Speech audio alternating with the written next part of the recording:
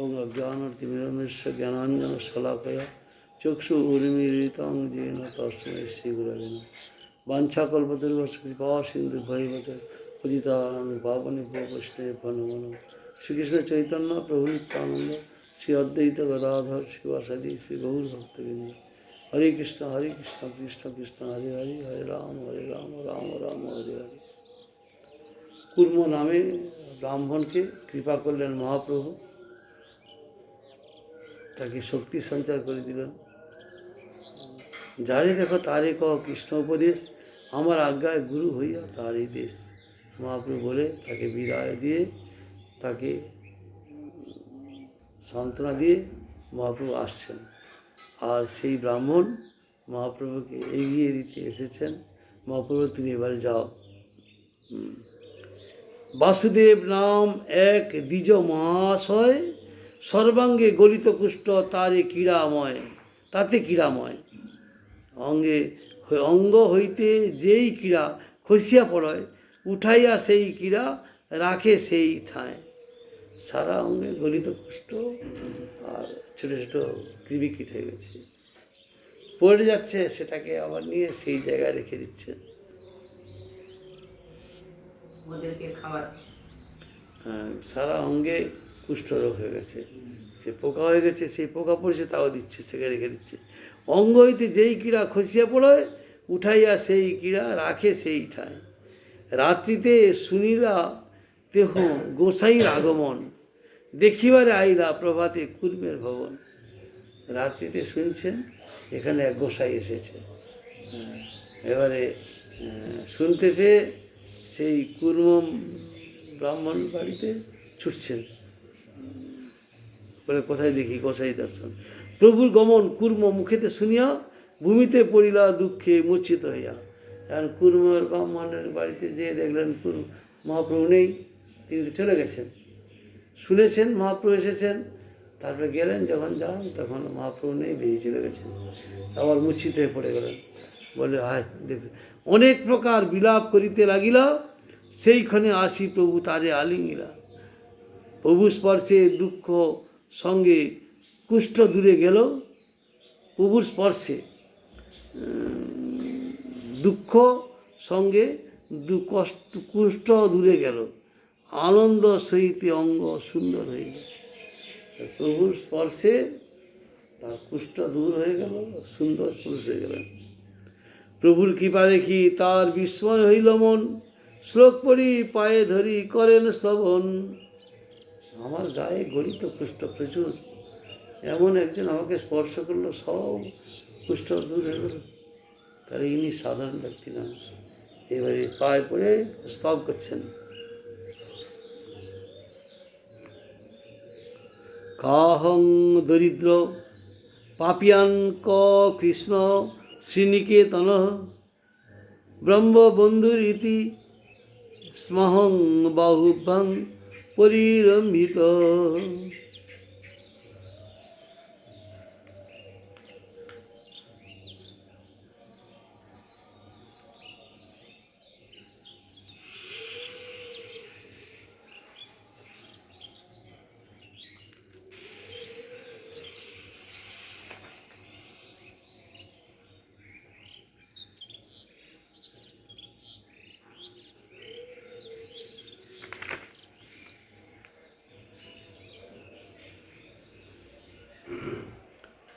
বস্তু বহু স্তুতি করে শুনো দয়াময়, জীবে এই গুণ নাই তোমাতেই হয়।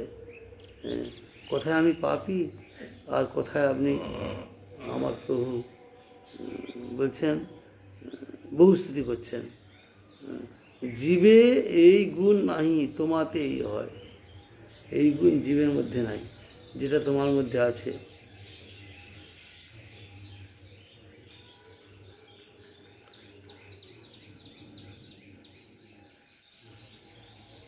মোরে দেখি মোর গন্ধে পলায় পামর, হেন মোরে স্পর্শ তুমি স্বতন্ত্র ঈশ্বর।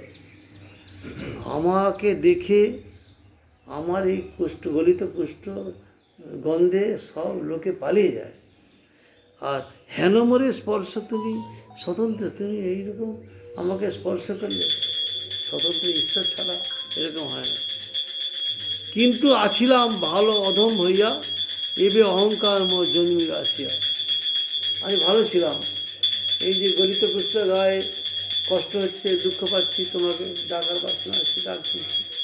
কিন্তু এখন গলিত কুষ্ঠ আর নেই, শরীর খুব সুন্দর হয়ে গেছে। আমি এখন অধম, কারণ আমার অহংকার হয়ে যাবে, তোমাকে ভুলে যাব। এই জন্য কুন্তিমা বলেছিলেন, যখন কৃষ্ণ চলে যাবেন, কুন্তিমাকে বলছেন, পিসিমা আমি এবার চলে যাচ্ছি, তুমি রাজমাতা হয়ে গেলে, তোমার আর কোনো কণ্টক নাই, তোমার ছেলে রাজা। তখন বলছিলেন কুন্তিমা, বিপদ সন্তু তা সত্য তত্ত্ব জগৎগুরু শুভমর দর্শনম শাস্ত্রম দর্শন। আমি এরকমভাবে সুখ চাই না, তুমি আমাকে দুঃখ দাও, দুঃখ দিলে তোমাকে আমি ভুলবো না, ডাকবো, তোমার দর্শন পাবো। আর সুখে থাকলে তোমাকে ডাকবো না, দর্শন পাবো না, দুঃখ দাও। সেই পূর্ব সেই বাসুদেব কুষ্ঠরোগী বলছেন যে যার গায়ে গলিত কুষ্ঠ হয়েছে, বলে আমি ছিলাম ভালো ছিলাম, এইবার আমি এখন তো, তখন তো গলিত কুষ্ঠ ছিল, আমার কষ্ট হতো, তোমাকে ডাকতাম, সবাই ঘৃণা করতো, কাছে আসতো না। এখন ভালো হয়েছি, এখন তোমাকে ডাকবো না, তোমার দর্শন পাবো না, আমি এখন তো অহংকারী হয়ে যাব। প্রভু কহে, কবু তোমার না হবে অভিমান, নিরন্তর করো তুমি কৃষ্ণ কৃষ্ণ নাম। তোমাকে আমি কথা দিচ্ছি, তোমার কোনো অভিমান হবে না, তুমি কৃষ্ণ কৃষ্ণ নাম করো। কৃষ্ণ উপদেশী করো জীবের নিস্তার, অচিরাতে কৃষ্ণ তোমা করিবেন অঙ্গীকার। বলছেন কৃষ্ণ, কৃষ্ণ কথা উপদেশ করো সবাইকে, যারে দেখো তারে কও কৃষ্ণ উপদেশ। কৃষ্ণ উপদেশ করো, নিরন্তর কৃষ্ণ নাম করো, আর করো জীবের নিস্তার। যেমন হরিদাস ঠাকুর বলেছেন যে মনে মনে নাম করলে, করার থেকে উচ্চস্বরে নাম করলে তাতে বেশি জীবের কল্যাণ হবে, সেটা অতি উত্তম, ভালো। মনে মনে নাম করলে নিজে একটু শুনতে পাচ্ছি, সব ঠিক হয়েছে, কিন্তু উচ্চস্বরে নাম করলে পশু পক্ষী কীট পতঙ্গ গাছপালা যেগুলা বলতে পারে না, তাদের কারণে কৃষ্ণ নাম প্রবেশ করলে তাদের মঙ্গল হবে। আর এই জোরে কৃষ্ণ নাম করলে সবাই শুনতে পাবে, সবাই আনন্দ হবে। এই জন্য হচ্ছে কৃষ্ণ উপদেশী করো জীবের নিস্তার। কৃষ্ণর কথা বলবে, জীবকে নিস্তার করবে, মানে উদ্ধার করবে। অচিরাতে কৃষ্ণ তোমা করিবেন অঙ্গীকার। কৃষ্ণ তোমাকে অঙ্গীকার করবেন কেন না, তুমি জীবকে উদ্ধার করছো, শরণাগত। কারণ দীক্ষা কালে ভক্ত করে আত্মসমর্পণ, সেই কালে কৃষ্ণ করে আত্মসমর্পণ। যখনই গুরুদেবের চরণে শিষ্য আত্মসমর্পণ করেন, দীক্ষা গ্রহণ করেন, তখন ভগবান বলেন তুমি আমার হয়ে গেলে, আমার ভক্তের চরণে আসতে হয়েছে, আমার তুমি।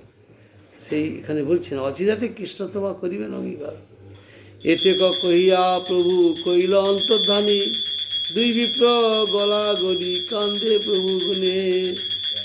দুই বিপ্র, পূর্ব বিপ্র আর এই বাসুদেব বিপ্র, গলা জড়ি ধরে দুজনে গুণগান করছেন।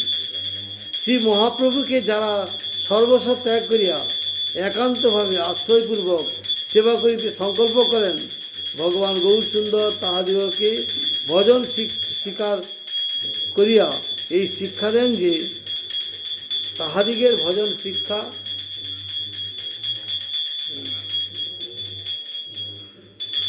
একান্তভাবে মহাপ্রভুর চরণে যারা আশ্রয় করেন, আশ্রয় করিতে সংকল্প করেন, ভগবান শ্রী গৌরসুন্দর তাহাদিগের ভজন স্বীকার করিয়া এই শিক্ষা দেন যে গৃহে থাকিয়া অথবা উৎকট ভজন পরায়ণ অভিমান ত্যাগপূর্বক গৃহবাসরূপ দৈনের সহিত নিরন্তর কৃষ্ণ নাম গ্রহণরূপ আচরণ করিয়া শুদ্ধ কৃষ্ণনাম ভজন প্রচার করো।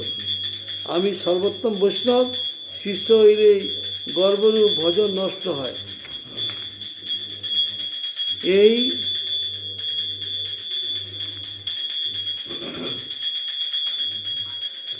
উৎকট ভক্তভিমান ত্যাগ করিয়া দৈন্যের সহিত শুদ্ধ নাম গ্রহণ আচারূপ শুদ্ধ নাম প্রচারূপ গুরুকার্য করিলে জড় প্রতিষ্ঠারূপ বিষয় তরঙ্গ প্রবল হইতে পারে না। যদি ভগবানের সেবা নিযুক্ত হওয়া যায় তাহলে মায়া আস্তে আস্তে করে চলে যাবে। শ্রীরূপ সনাতন শ্রীজীব রঘুনাথ দাস প্রভৃতি পার্ষদ মহাত্মা গণের গ্রন্থ লিখিয়া উপদেশ প্রদান এবং শ্রী নরোত্তম শ্রীল মধ্য রামানুজ আদি বহু শিষ্যগণকে ভক্তাঙ্গের বাধক ও বিষয়ী তরঙ্গ বলিয়া কল্পনা করিয়া অনেক নির্বোধ লোক প্রকৃত অকিঞ্চন ভক্তগণের চরণে অপরাধী হন। তাহারা প্রভুর এই আদেশ সর্বশেষে আলোচনা করিয়া নিজের ক্ষুদ্র সর্বগর্ব দীনাভিমান পরিত্যাগপূর্বক হরি বিমুখ জনের প্রতি প্রতিশোধ না দেখাইতে গিয়া গৌর সুন্দরের আনুগত্যপূর্বক যাহাতে নিরন্তর নিজ ভজন বৃদ্ধি করেন তজ্জন্য জগৎগুরু আচার্যরূপে শ্রী গৌর সুন্দরের ইহাই শিক্ষা প্রদান। তাহলে হরিবিমুখ জনের প্রতি প্রতিশোধ না দেখাইতে গিয়া গৌর আনুগত্যপূর্বক যাহাতে নিরন্তর ভজন বৃদ্ধি করে, শত্রুতা না করে মিত্রতা করো, তার সঙ্গে তাকে হরিকথা বলো, তাহলে আস্তে আস্তে করে হরিকথাময় মানে নিরন্তর হরিনাম করলে ভক্তগণের সঙ্গে তখন ভজন বৃদ্ধি হবে। জগৎগুরু প্রভুপাদ তার জন্য এইরূপ লীলা প্রদর্শন করেছেন। যেটা আগে বলেছেন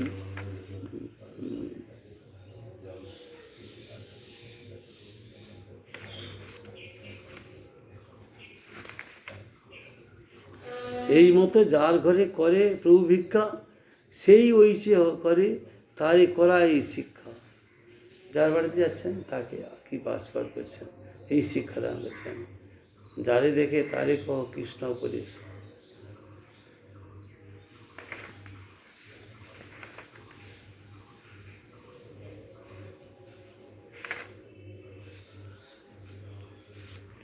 বাসুদেব উদ্ধার এই করিল আখ্যান, বাসুদেবামৃত হইল প্রভুর নাম।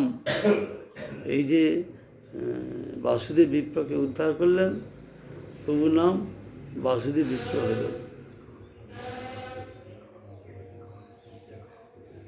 এই তো কহিল প্রভুর প্রথম আগমন, কুর্ম দর্শন বাসুদেব বিমোচন।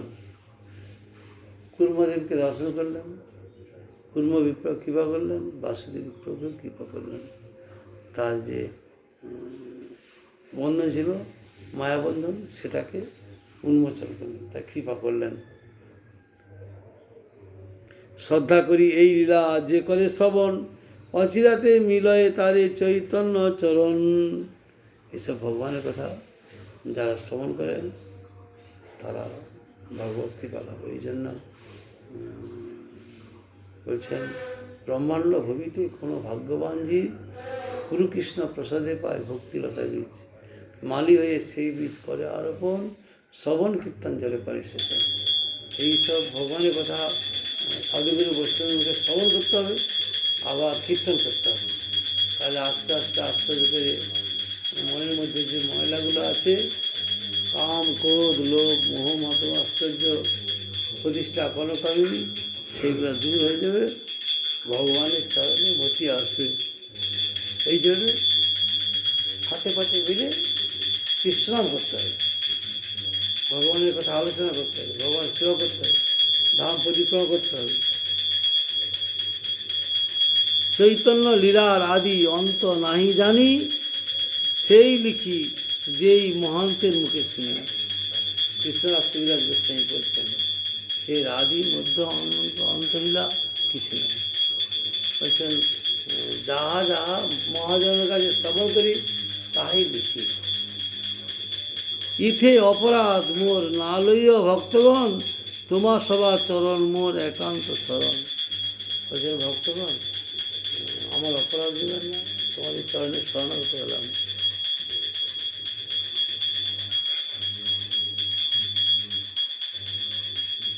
শ্রীরূপ রঘুনাথ পদে যারা চৈতন্য চরিতামৃত কহে কৃষ্ণদাস।